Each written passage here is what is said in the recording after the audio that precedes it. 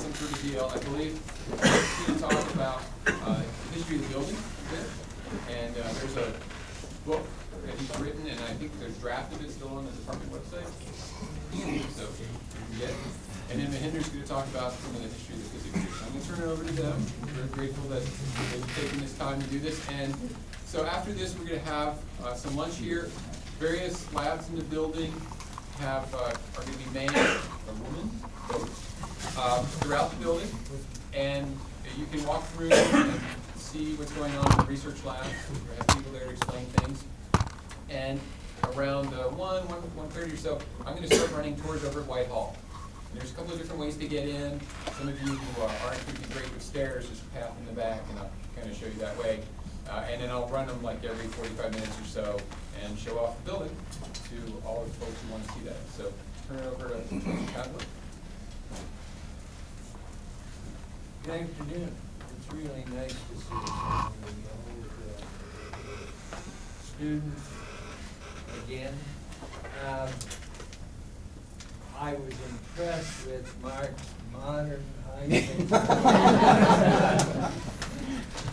But fortunately, I don't have any kind of slides to put up. I'm just going to talk about the building. Since we said farewell to the building, there's probably something that should be said.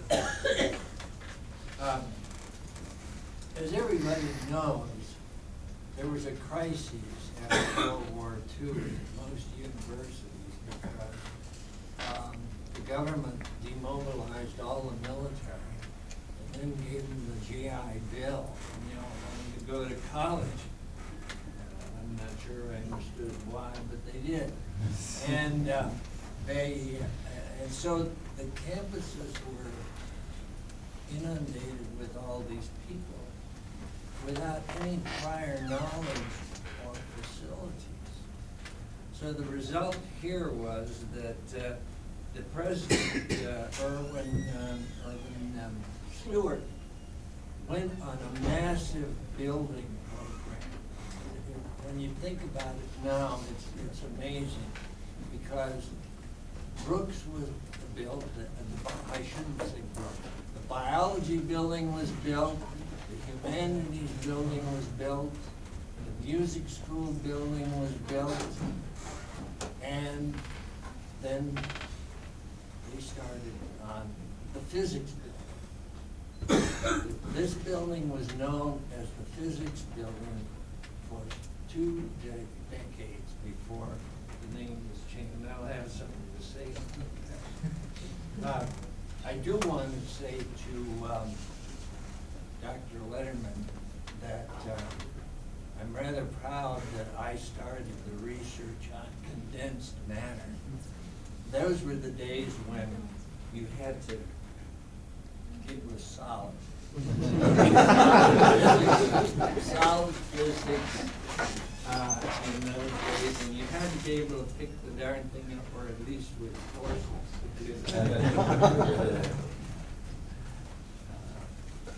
And I'm just amazed at all of the instrumentation and whatnot.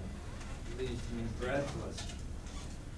Anyway, in the summer of 1947, President Stewart convened a committee of 4 to plan a physics building. And that was Professor Lazelle from chemistry, Professor Cater from engineering, Professor Marsh from horticulture, and Professor Summers from history. Those were the 4 people who were the planning. The president gave them certain directions. The building had to be 5 stories high, and it had to house physics and the mathematics department, and it had to provide classrooms for engineering. So that was the charge given to the committee. The committee then came up with a charge for the department. And the communication to Dr. Caldwell at that time was that the department should plan on a building that would house the entire physics and math departments, a broadcasting room, and facilities. I bet no one would ever find it in the building. It's up on the 4th floor. Reynolds Planetarium. Rooms for the bookstore. Most people don't know that the bookstore used to be where the registrar's office is, right behind the lecture hall across the hall. And it was to have 4 large lecture rooms and a radiochemistry laboratory in the building, and photographic laboratories.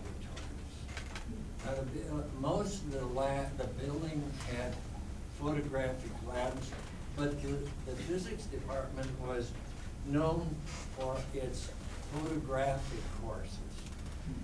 Stan Farr taught a photographic course, which was incredible. Many of the students who took that course ended up doing photography for Look, Life magazines. That was down, I think, in Dr. Letter's laboratory in the basement. They were removed at one point.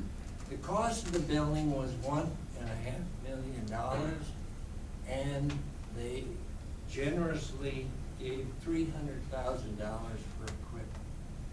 You can imagine what $300,000, that was a lot of money. But even so, it was really inadequate. The department was then divided into groups depending on what they were supposed to find out and build that. The architect designed the building, and it was built, and it was occupied in 1952. Dr. Scime will attest, you don't trust the contract. They didn't do things, they didn't always do the right thing. So anyway, there were a lot of, much of what I'm going to say will have some relevance to the wonderful research work that's been talked about this morning. But it has to do with the fact that there's a lot of stuff that has to be laid before you get to that point. And that was true here. For example, for some reason, in the southwest corner of this building, a large room was constructed that had a ceiling that's 3 stories high. Nobody knows. As far as I've been able to tell. But during the 50s, nuclear energy was the rage. Every university was going to have a nuclear energy program. And of course, West Virginia had to have one. And the legislators appropriated money for a nuclear reactor for the nuclear engineering program. And it needed a room with a high ceiling. So where else would you put it? Within the physics building. And it sat there, to my knowledge, never went critical. It was very small, and no one ever did anything. In the meantime, simulators were developed, and you couldn't use an actual reactor as a teaching tool. It was far too dangerous. It was ultimately dismantled The problem was what to do with the radioactive materials. And this was a problem in those days. Today, it's a different story, but in those days, what do you do with this garbage? You've got to do something with it. So the result was that finally the Nuclear Commission agreed to take that radioactive material off our hands.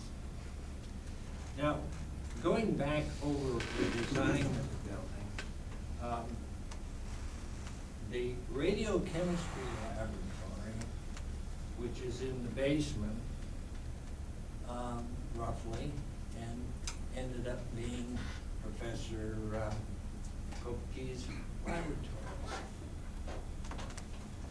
And no one ever used it, to my knowledge,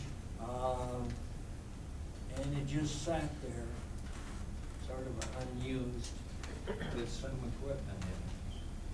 Then during the before I get into that, you probably haven't noticed that the characteristics of the building are not what they were designed. We don't have 4 full lecture halls. That lecture hall across the hall is smaller than this one. And if you go on the outside of that, the outer wall of that lecture hall, you'll notice a grass area. Well, I guess the university, there was a house there that belonged to the Comency family, and they lived in that house. And when they started building this building, the Comencys refused to sell the property to the university. So that lecture hall is a little bit smaller. There are these kind of peculiarities that happen during the course of the building of it. And at one point, the music school, which is now Eisman across the way, we got a new president, and that's the worst thing that can happen. You get a new president, he's got all kinds of fancy ideas. Paul Miller decided that we needed a creative art center. Music, art, and drama. In the meantime, the dean of music was made the dean of the CAC. And he, in the planning for the new CAC, which is out in Suncrest, the dean acquired a large staff of people, but the music building was already filled with people. So where were they going to put it? Dr. Thomas inadvertently allowed 2 large rooms on the 3rd floor to be empty. The result is that that's where the dean of the CAC's offices were for about 2 to 3 years while they built the building. And they put petitions in there, and it was a real going concern. So you have these kinds of things that happen in the building that you have absolutely no control over. Physics always thought that they controlled all the space in the building. Well, they never really did, because there's always, remember, in 1960, there were 6,000 students here. After that, the growth went up, and of course, more space was required. And that required changes in the teaching of physics. We had to give up certain spaces. So my advice to Earl is, don't leave any offices empty. Put a graduate student in there. Because one day there'll be a man that comes down the hall with a clipboard, and you know that he's looking for space for some department or some administrator. So you have to be very careful of that. You never want to leave that sort of thing. But those are the kinds of things that you have to contend with. Another thing that's worth pointing out, it's wonderful to see that equipment, the astrophysical thing, that doesn't happen overnight, believe me. In 1972, Dean Collins came to the department and said, for some reason, astronomy was always in the math department, even though the first physicist hired was interested in astronomy. And the result is that math was having problems finding people to teach astronomy. And so the dean came to us and said, how would you like to take over astronomy? Well, at that point, we were already inundated with students, and the department decided that, no, we can't do that unless we have a position where we can hire an astronomer. Because you don't want to have to walk out on Beatrice and drag in someone who teaches astronomy. That's what was happening to them. So the result was that no, he couldn't give us a position. The university is always susceptible to pressures from outside. In the meantime, unknown to the department, an alumnus by the name of Armando Mancini, who had risen in the geodetic survey, he was a big manager, couldn't understand why WVU didn't have an active astronomy department. Green Bank in the state, and so he approached the president and the vice presidents and he put pressure on them. Well, the next year, the dean then gave us the position, and that's ultimately the position that Jack Littleton occupied. Now, there was the planetarium there, and it was run off and on, and it had become so obsolete that you couldn't do much with it. Couldn't get parts for it, or anyone who knew how to repair it. Again, in the meantime, the foundation called and said, you know, we have this man, Mr. Tom Chin, from Bluefield, who has donated $5,000 to buy a telescope for WVU. The year before, he had been at another university and had an opportunity to look at the stars with the telescope, and he thought that WVU should have it. He was actually a law graduate, and he was running, he had a business, and he thought that we should have it. So we had to buy a telescope. Then the problem became, every time you wanted to use it, you had to drag it from outside onto the roof. And that's when the dean came through for money to build the observation structure, dome, that ultimately resided on the northern side of the building. But those are the kinds of things that happen all the time. You don't really, and the university doesn't have control necessarily, because you've got legislators who want to do this. Similarly, for example, most people don't know that the physics library resided in this building.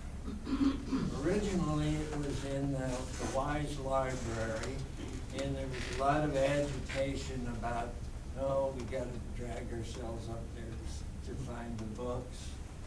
And so finally, Dr. Thomas went to the director of libraries and convinced him that they should move them over into the physics building.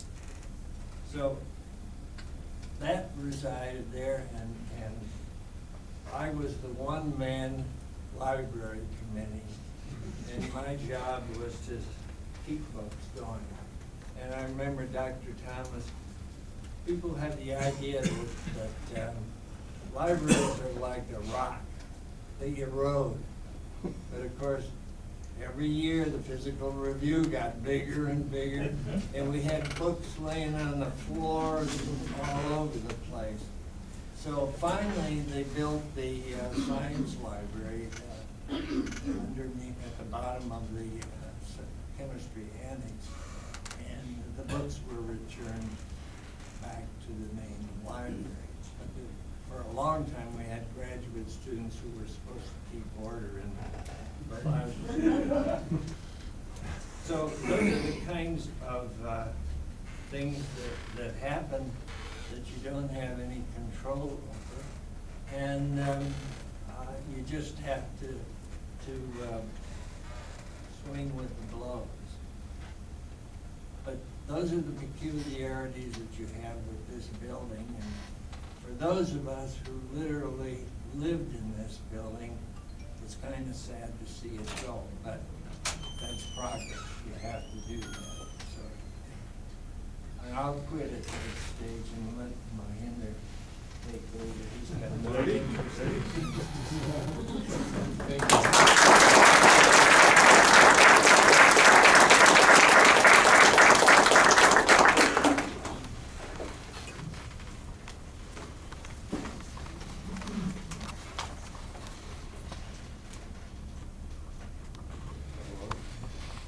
Well, I came here in '69, so my art has done a lot of research in the history of the department, but my history is just from my memory. So the facts are okay, but dates may be off, and so on and so forth. So I'm going to take you through what has happened to the department during the time I have been here, in '69, particularly in relation to research, what it was like when I came here, and how things have progressed over the years, and what were some of the difficulties we faced to improve the research program in the department.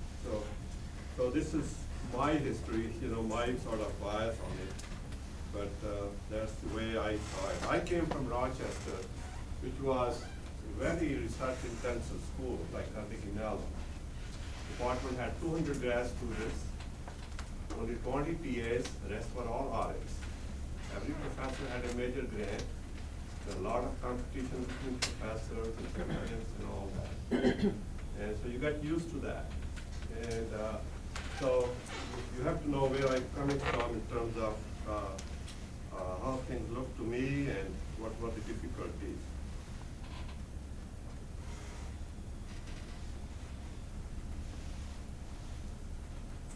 So this is how department was. Oh, this is good. Yeah. So we have the modern version. Green years. I can find this or work this. I guess that is it. Yeah. Okay. So the number of desks, total students in the university was around 12 to 13. This is a rough number. Okay. Grad students again about 30. There are about 20, I think 22 TAs, and there were a couple of fellowships. AEC fellowships were there, the National Defense Education Fellowship was there. So there were a couple of fellowships available. Remember, 60s were the boom years for physics. There were a lot of very good students. And our faculty size was around 13, and Pavlovic was chairman of the department. And the research areas we had nuclear spectroscopy, Thomas, Arya, Rada, and then the connect people. I joined here and the theory people, and teaching Stanley Parr and Doug Williamson. So this is the entity. Now, you have to look at the whole university. I remember very well a sort of clip from a newspaper saying there are about $3 million coming to the university as total research grants, total whole university. In today's dollar, that's looking at about 15 million. Department at that time had no grants. And I know Dr. Pavlovic had an AAC grant during the 60s, but when he became chairman, I think the AAC was cutting off a lot of the solid state research. And he has taken on the responsibility of chairmanship. Now, this has a lot of implications because everybody was depending on the money which the university was giving us. You can think about running the department with just the money you get from the university. Most of the money was going for telephones, postage, some for Xeroxing and so on. So there was a lot of I remember meetings, we used to have one faculty meeting every month. Art would stand up and say, this is how much money we had, this is how I would spend it. So the next 15 minutes would be spent on it, and the next half an hour, a couple of people who each other named us, start yelling at him. Why did I It was quite an interesting meeting. Now, when I was hired, Art told me, your mission is to set up a program, to go out and get some grants. Because there is not a lot of money. They gave me $20,000 to start my lab, which I use mostly biomagnet. I don't remember a local amplifier, but that's about it. The rest I have to, there were a lot of old equipment lying around, which I sort of salvaged and started putting a spectrometer together. So that's how things work. Now, what about the other problems making excellence in research? Starting in teaching loads. Now, I had 10 contact hours first semester. 2 courses, Physics 111 and Thermo undergraduate, and 2 labs to teach. So I, new faculty member, I taught them. At the end of the semester, I go to Dr. Pavlovic. I said, Art, you want me to set up a lab, write proposals? This teaching was too heavy. I'm working nights, weekends, and I can't really I really need more time. He said, I agree with you. I can lower your teaching load, but the rest of the faculty is going to yell at me. And worse, when it goes to the dean, he won't support me. The rule was everybody gets the same teaching load, whether you were doing research or not doing research. But he was kind. The next semester, I only got 6 hours, 2 courses. And that stayed on for quite a while. And this was one of the struggles we had to face to convince the administration that teaching has load, but people who have grants, they need more time. And so therefore, teaching loads have to be reduced. It wasn't until the 80s that we went to about 3 courses for people who have such grants. So it took about 15 years to get there. That got funds at all levels. I remember going to meetings first 2-3 years. Art will give me some money, about half of it, other half I have to come from my pocket. I wanted to go to meetings, keep some visibility. There was no other way. There was no money from the dean's office, nothing else available. Money for equipment. NS had no grant, for example, for equipment grants, which we have now. You write a proposal, you can put $few thousand for equipment, minor equipment, but there was no major equipment grants. Public within the department, now there were people publishing, but there were a lot of students who will graduate, their research was not published. There just wasn't emphasis because people didn't have grants, there was no pressure. If some student wrote the paper, didn't write the paper, there was no pressure to do it. Electrical power in Hodges. It was very inadequate. Art has told the story, I've told the story. His magnet and my magnet were on the same line. When he can run, I cannot run. And we had set up a system where we could turn on the switch when he's running, so the red light comes on my room. I wish I could make this story, I cannot. It's a true story. And I'll come back to that. Previous record agencies. Art and I went to NSF. I wrote for went there. Actually, I remember director of the DMR program there. He came, he said, I looked at the record, our records. I don't see any record of giving grades to WVU Physics Department. I said, I came here to change that. And fortunately, at that time, program directors were people who were aware of my work. The second proposal I wrote, it did get funded. Art and I put together with the Webe, and that was funded. And so that was, you have to establish some sort of record there. People are doing something. This is a change. This is a human thing. Within the faculty, this was always constant battle with people. Teaching loads, everything. It's just ongoing issue. And so this was a struggle. And now at the dean level, there was no associate dean or assistant dean for research. At the president's level, there was no person responsible for research. No assistant vice president for research, nothing. Now, what happened during the 71 to 80 period? We had a lot of RA. I'll mention a few of these. Dr. Thomas retired. I remember Art and I talking about that. He said, let's find somebody who will bring some recognition, person who's already well established, and who will bring some visibility to the department. And that's when Dr. Cooper was hired. He was already established. He was a general elected. They were downsizing their programs, and so he was approached. He became first bench professor. And he was immediately able to get within a year or so, get grant and so on. And so that was certainly helpful in terms of visibility.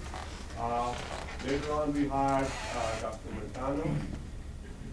He also got grant pretty quickly and had a lot of graduate students working with him. So he really helped a lot in terms of that.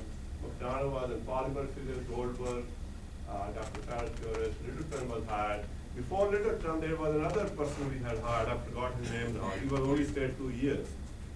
He just really didn't fit in. His family didn't fit in. And so then Jack Littleton from another person from Rochester. 74, Dr. Pavlovic went to Radical to France, and Dr. Vela took over as chairman of the department. Now, why did I put R embargo here? I think it was 73 or 74. As the prices of oil start to go up, price of coal also start to go up. And I think the money coming to the state also start to go up. I mean, the state was poor, no question about it. There was not enough money. So also, focus developed on energy research a little bit. And Dr. Kopperman was hired, I think in the late 70s, as vice president of research. And I remember he calling me and Dr. Cooper and Dr. Montano. He said, we're thinking of starting an energy research center. And if you guys can start doing some research with coal or whatever else you guys can think of. Okay? And then, of course, the Energy Research Center was started. Later on, it became NRCC, National Research Center for Coal and Energy. And I think there was another person before Dr. Seehra became director of that hall. Again, the focus of research within physics and WVU. Dr. Veda was very helpful in terms of focusing, okay, let's do this. I mean, he was, frankly, I got angry with him. He quit his research when he became chairman. I said, well, you shouldn't have done that. He said, I can't do everything. I said, don't teach if you don't have But anyway, but he was very, very supportive of research. And first upgrade, story on that is, this magnet issue was true, and Bill and I went to Bill Collins, who was dean then. I said, we can't even get a piece of equipment, big piece of equipment put in now. There's no power. First year we went, we said, I have no money to upgrade. Second year we went, same story. Third year we went again, and he said, you guys have been coming here. I have about $50,000, which I have collected over the last few years in overhead accounts. Those days, overhead stayed, but whatever Dean got, it stayed there. Nothing sent to the department. And I think I'm going to put part of that money into the upgrade. That's the first upgrade we got in the department, electrical upgrade of the building. So again, this is sort of struggle people had to go through. Again, lack of funding. Money doesn't bring happiness, they say, but it also does make life a little bit easier. Now, 81 to 90, Dr. McConnell left. He went, his wife hated Morgantown, and they went to New York. We had hired McDonald and Goldberg, they both left. Goldberg was an atomic physicist, but his heart was really in teaching. So he found a position, I think he went to San Diego State, where they wanted to emphasize teaching. McDonald left. EPSCO. I know the department has been sort of helped by EPSCO programs, state itself, It was initiated because there were a lot of hue and cry from senators from have-not states. NSF was giving money only on the basis of merit, so-called merit, peer reviews. So people from these big universities, Harvard, MIT, got most of the money. And so there was a lot of pressure to start helping other states which haven't had good history or strong history of funding. So this program was started.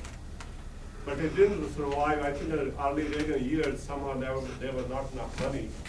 Then when Senator Rockefeller became senator, he pushed very hard for it. I remember that. And so late 80s, it has been going very strong since then. This is a program which was big sort of, really scared us, this PhD program reviewed and set. Early 80s, we had the university was, I think we're still reviewing these programs every 5 years. So at that time, they brought a external reviewer from Penn State. And also there was an internal committee, and external reviewer wrote a report, and internal committee came to interview people, faculty members. It turned out every faculty member which for this and which for that.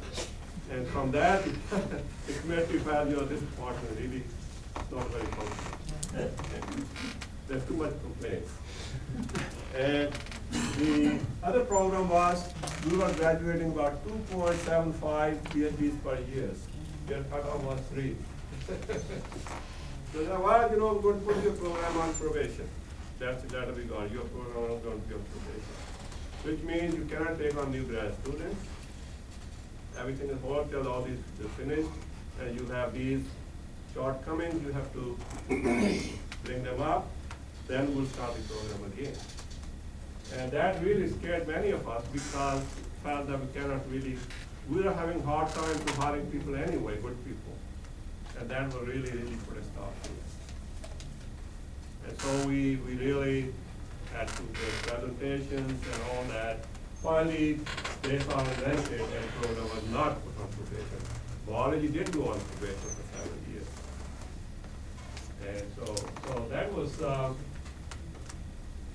quite a threatening period in terms of PhD program, because I thought that would really make life very difficult. Whether becomes VP and then promotes later on, and then Arthur was acting chair for a while. Marty was chairman, I think for 1 or 2 years, I don't know. remember now. Then Pavlovic was brought in back. And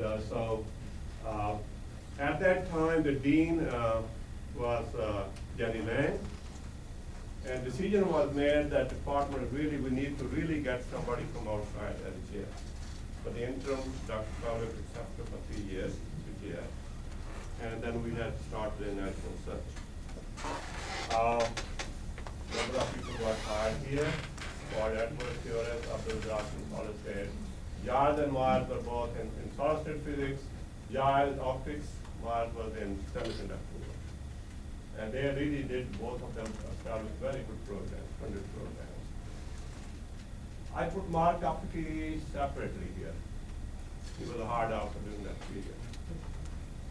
We were looking at applications,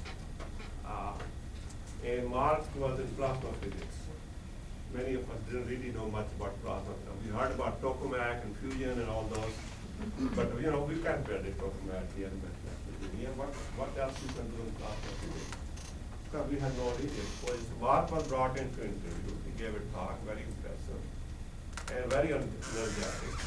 And we felt that, we should give him a chance. And my interview with him was, he said, if I come here and it's hard, I'm sure we're going to need another plasma physicist. So my answer to him was, Mark, you have to come and succeed. If you don't succeed, chance of hiring another one is pretty slim. If you do succeed, I will lobby for hiring a second person. So that was essentially, and the sort of understanding at that time. Mark, of course, was very successful, taken a lot of grad students, built a program, got funding, everything we expected, teaching and all that. And so that's how plasma physics got started. I mean, none of us really knew much about what we were getting into. But when you bring a person in, if he knows or she knows what they want to do, they can really, really help people. So it really is driven by people, quality of the first faculty we hire. Things can get sort of focused around them. Judy Friend was here for a while. She was very helpful, I'm sure, to Mark, some funding. We got some funding, help. Her husband was provost. So they had some things they could pull. And so we got some equipment to help with that. So, and they only stayed, I think, a couple of years, 5, 6 years. They left, I think. Frank Franz became president of University of Alabama at Huntsville, and Judy Franz became the executive, whatever, officer of the American Physical Society. National Search Club chair was started, and we hired Dr. Haribur from Larry Haribur. Now the discussion at that time was mostly, when we were meeting, we brought in a lot of people. Some of them were pure administrators. They were not doing research. From presumably good administrators. And fight among faculty was, for me, I was very determined, and I really had to argue for it. I don't want to hire a chairman who is not an active researcher, period.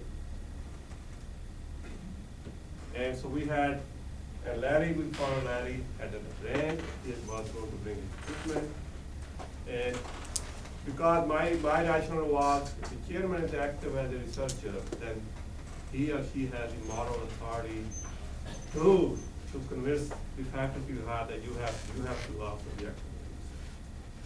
And so I think that was my reasoning, and Halliburton did a really wonderful job. He was cool and calm. You go and talk to him, he will listen to you for an hour or two, whatever it is. You are not sure whether he really paid any attention to what he said. But he would not say anything. He'd say, okay, I'll think about it. And he built consensus. And I think it really brought a lot of stability to the programs. Plasma program got expanded, Seehra hired. Now there's a story behind Seehra hiring too. Mark probably will remember that. We went through a national search.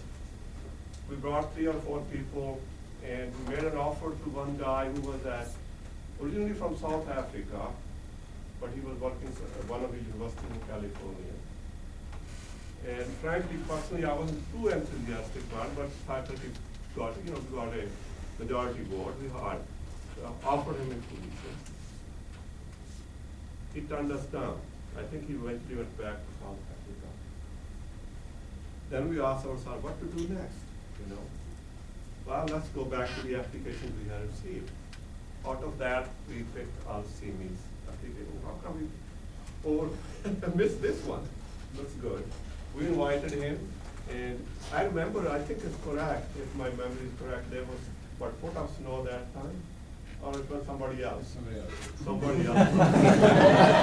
Same memory clearly here. Anyway, he gave a seminar, and everybody was charmed. I think the vote was unanimous that he should be hired. And of course, he has been extremely successful. And the plasma physics, the two people then, have really taken off. Since then we have hired another person, and two more people now in plasma physics. So that's how the plasma physics program got started. Because it's not always a lot of planning. If you find the right person, then things get started. Again, research funding kept on going up. 2001, 2010. In 2002, after 10 years, Larry Halliburton decided he had enough as a chairmanship, and so Scime replaced Halliburton in 2002. And Scime really has done a wonderful job. It's amazing, tremendous amount of energy. A lot of retirements, Arada, Littleton, Farrell retired last year. I haven't put my name there yet. We have this ongoing battle. Am I retired or not retired?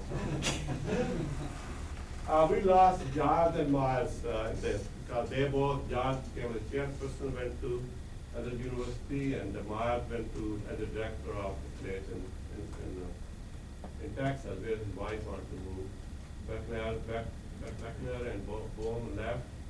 And then we again hired Arazadine, Rapina, Lewis, Constance, all these people were hired. Paul Kasich is also in plasma physics and theory. And astrophysics, interesting story there. All somehow, I don't know what the true story is, Earl and the administration decided that we want to expand the astrophysics program. Jack Littleton is still on the faculty. That we want somebody who will work at Green Bank. So we again went to national search, and we found this husband-wife team. We brought both of them, and brought other people, and decided that we really need to hire both of them. We had only one position. We tried to offer them only one position, they wouldn't take it. There were two positions. So we go back to the administration and said, we have to have both. They're both very good, and I'm sure they won't come, they have to wife. Well, we had only one. And we'll mortgage probably another position if we have to. And that's how we are both these guys, and they just have been phenomenal. For them, sky is the limit, right? Right. They're just wonderful. Then we have Pano, and then I think we had another one person. Next slide. We also started teaching. We have a teach, right? We still have Mila.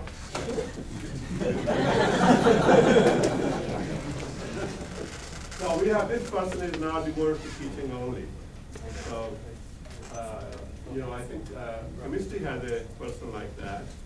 And she got a tenure now, so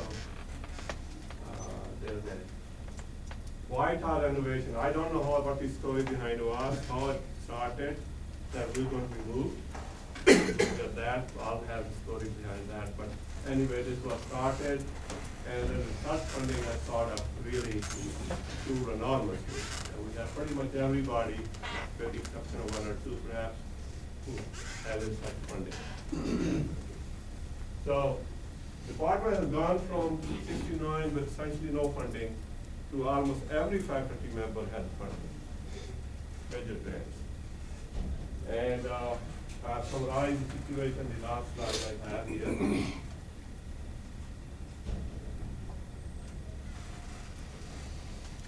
some new hires here.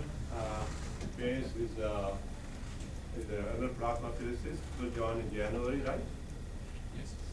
And Anderson is on here, Leslie Clucky in College State. We're going to be hiring 4 new, or at least we have the authorization to hire 4 new people in condensed matter this year. Because we lost quite a few of them. And move to White Hall this year. This is how the comparison is. Faculty size 13. If we are successful in hiring 4 new, we'll have a faculty size of about 24, not counting me, right? Counting you, it's like 27. Yes. Graduate students 30, then about 65 now. We still have about the same number of TAs, but 20, 22, or 24, whatever number is. Rest is all RAs. That's the difference. Of course, WVU has also expanded a lot, more than double now. So there's a lot of there. Research funding, these are just ballpark number. I think Maura and Duncan have very big name, which they share with some other researchers. We count that, I think it's around 10 million, something like that, right now with partners. So, is that enough? We need more money from the alumni, right? Are those millions scaled to the same level of dollar? Is that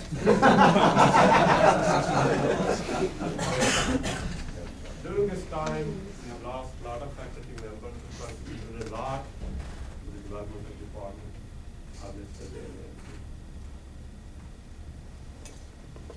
Every one of them made a lot of contributions.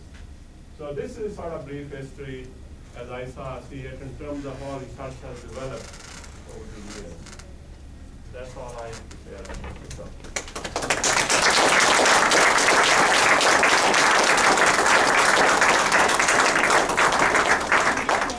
It is certainly true that WVU Physics is a product of what WVU Physics has been for the last 50 years. And so we very much appreciate the work and efforts of our senior faculty, and we're glad that some of them are still very busy, very active, taking on grad students. Sometimes they go to me and say, these grad students just can't seem to find someone to work with. Oh, well, I'll take a look at him. I'll talk. Pretty soon he's got him going fine. He's getting a PhD, going up and getting a job. It's amazing with students. Before we break for lunch and tours, we have a PR moment for Art Pavlovic's book, I think. His granddaughter is going to give us a few words. Thanks, guys, for giving me a second. I'm Anastasia Pavlovic. I'm Arthur Pavlovic's granddaughter, and this has been a couple years in the making, but this year I was blessed with the honor to be able to edit and help publish his book, which is a history of the physics department from 1896 to 1990, around when he retired. And it's finally done. We're so happy. It was a long process, and for young science people, sometimes history is like a little bit tangential, and not everyone's into it, and I totally get that. But after going through this process, it's like such a powerful thing to have somebody who's like knows almost half of the people in the book and like experienced all these things. And after it's all said and done, I think that it's been really powerful. So if anyone would like to buy a copy of the book, it's actually available online. So if you want to just come contact me, I can take down your email and just sort of do a mailing with the link, and you can just purchase it yourself. But it's $10. It's just a little paperback, 117 pages. But I'm really proud of him for doing it, and I think it's a really special work. So thanks so much for your